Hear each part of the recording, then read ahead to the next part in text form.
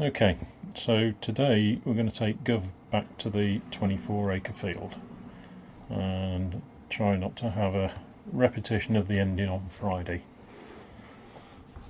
So to start with, all I want to do is walk him around, and as you can see, as soon as he's got his feet on the soft ground, he wants to go. He wants to do it his way and nobody else's. But we need to calm him down to start with. We need him to get his head in the right place so that we're just walking calmly, and that way that will work its way down through his head hopefully, and show him that all we're doing is everything very calmly.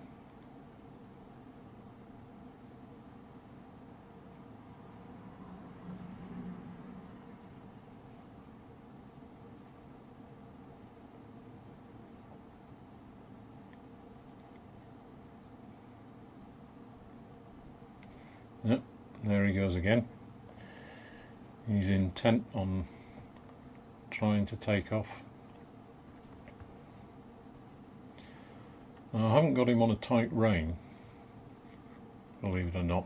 His head position seems to infer that, but he's actually got plenty of rein there to lift his head if he wants to. But because he's in such a mood, really, to be honest, no, it's not a mood as such. He's not pulling and fighting me every inch of the way. He's just got that sort of teenage angst at the moment where he's trying to see what he can get away with, how far he can push it.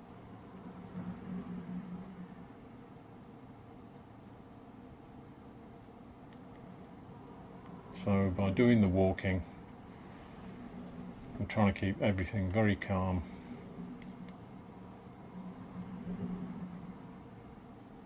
And make him calm in his head.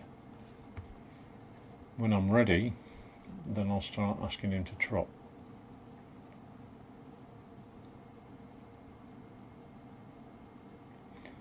What I'm doing at the moment is I'm bringing him down to the poles here that you can see on the left hand side, and basically I just want him to walk over those as part of the process of the calming effect.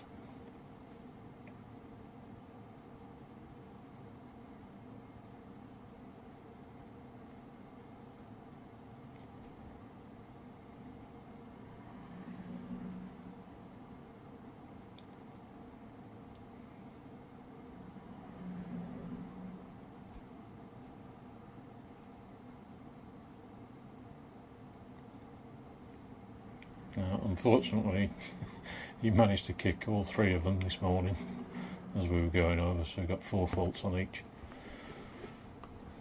But he did actually walk over them this morning without thinking twice and shying off as he did on Friday the first time. So that in itself is a bonus.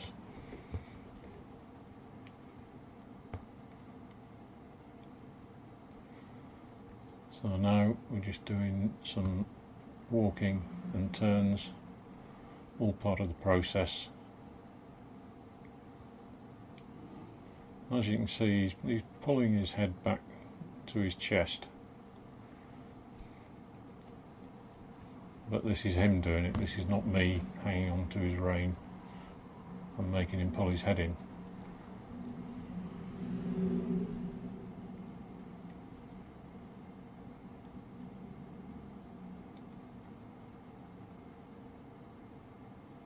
And he's having a think there,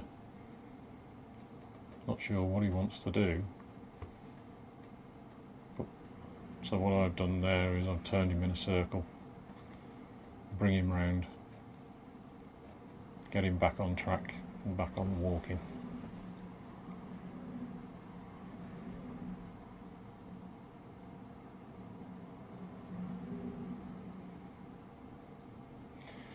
Now you will have seen from earlier that I'm actually using a double rein bit, and I've got double reins on the bit, but I'm only actually using the one rein.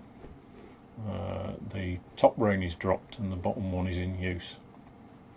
The bottom rein does give me more control, and at the moment, given his state of mind, that's why I'm using the bottom rein rather than the top one.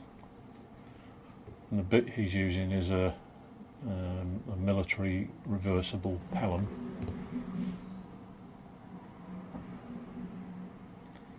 which is part of the military bridle that he's tacked up in, as well as the saddle. For anybody interested, it's a 1902 universal pattern British military saddle, which was my old police saddle. The bridle is the same 1902 pattern military bridle.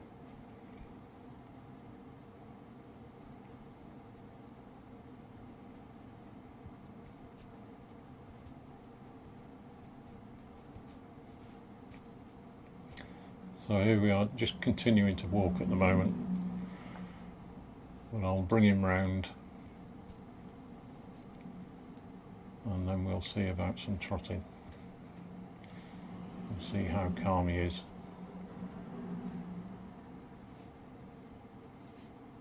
And whether he's got his head in the right place at the moment. What I'm trying to teach him basically is everything doesn't have to be at full pelt.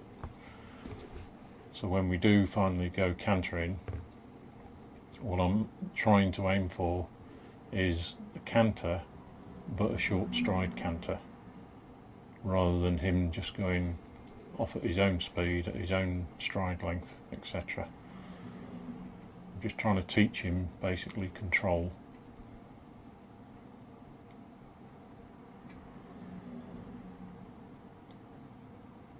So here we're trying to get into a trot.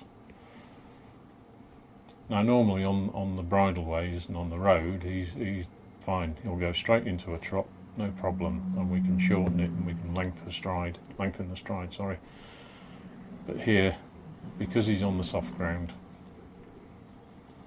and you'll notice as well he's barefoot, he's not shod.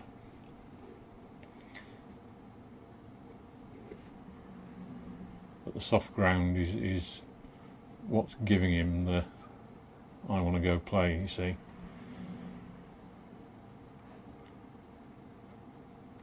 Eventually, once we've got him in the place of accepting that the short stride cantering is what he is willing to do, then we'll move on and we'll start lengthening his stride. But at each step it needs to be understood by him that it's a controlled action, it's not just a runaway train.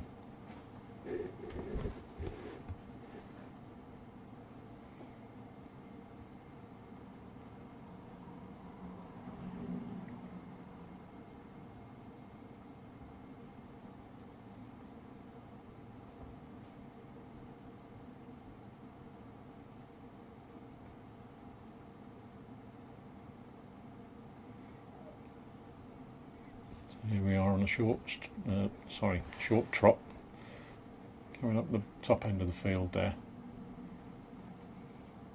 And we're going to try for a canter now as we come down.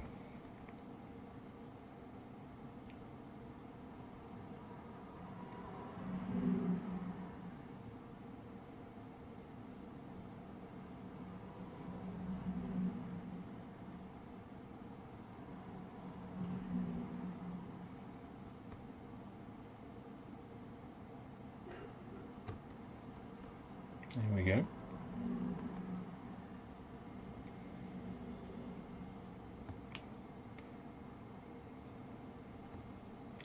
Still fighting it a bit.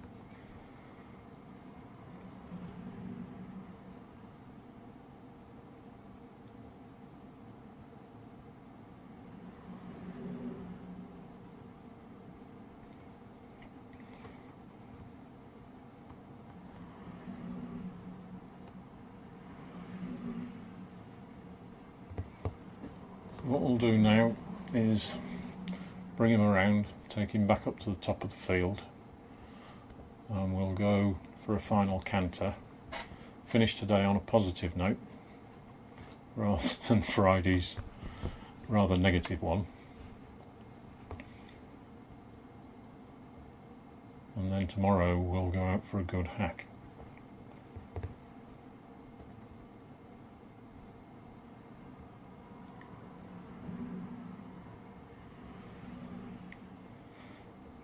And you can see from his stance and his head and everything, when you're facing him, he's very alert. He's an extremely nosy horse. He wants to know what's going on everywhere, and sometimes all at the same time.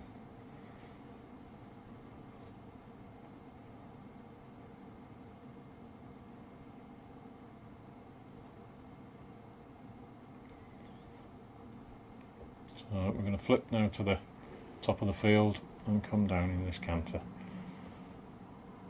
As you can see, much more controlled. He's not fighting it.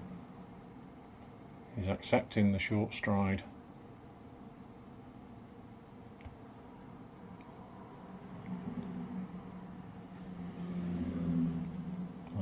Very good finish there. So as I said, tomorrow we'll go back to do some hacking and come back to the field later in the week.